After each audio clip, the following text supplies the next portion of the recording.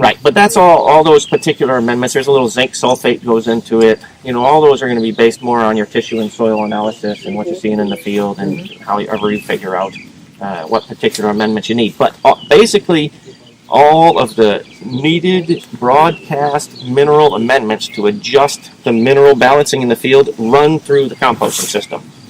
Like, we'll apply certain things side to the field, you know, as a fertilizer when something's growing or something, but essentially we're never out in the field applying gypsum to try to alter the calcium sulfate or calcium and sulfur in the field. Any major mineral application to the field goes through the composting system, and then the compost goes onto the field and it's incorporated that way. And that biologically activates all those minerals, as well as avoids you can damage biological activity in the field with mineral applications, particularly some of the more noxious ones like sodium molybdenate or sodium borate. Sodium borate is extremely toxic to a bunch of different microbes and things like that. So, or copper sulfate, or so many sulfur, so many of the needed elements are also the most toxic elements. So we run them through the composting system where the life is so vigorous it can more handle that kind of potential toxicity. There is a little bit of lime that goes into the pile, just a small amount of hydrated lime, very, very small amount, like 25 pounds for that entire pile. You know, maybe a fine ground, super fine ground lime could work too, but we go with hydrated lime. But for the calcium source, it's primarily gypsum. What does lime give us that gypsum doesn't? Well, it's just very reactive, the hydrated lime. And we're not... lime, basically, it's just, well, it's calcium carbonate, of course, instead of calcium sulfate. And the field needs sulfur. So, and it also needs calcium.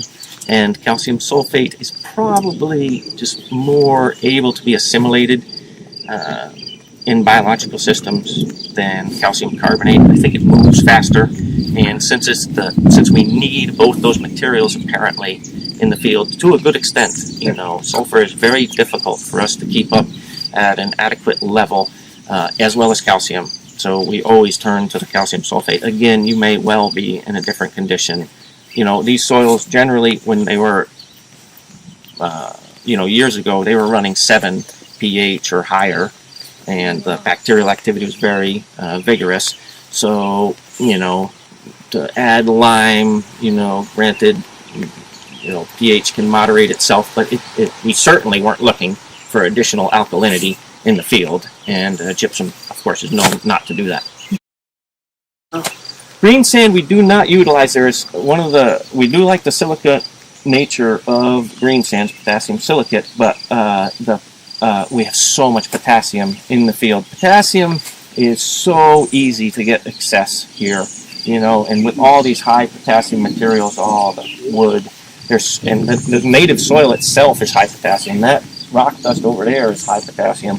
You know, there's just a lot of potassium around. We do use green sand in the potting soil mix, which is right over there when we're blending a potting soil in a container for that kind of, so you get a potassium silicate into that kind of material. But we're trying to dilute our potassium, really, which is surprising, you know, when this always shocks a lot of soil scientists and things, but we're applying so much potassium here, right, in all these wood products and things like that, in large volumes of compost, yet when you test on the soil test in the tissue analysis with this composting agricultural system, the potassium levels have dropped in the soil tests and tissue analysis, despite additions of large volumes of potassium-containing materials, which is, you know, interesting perspective to kind of look at.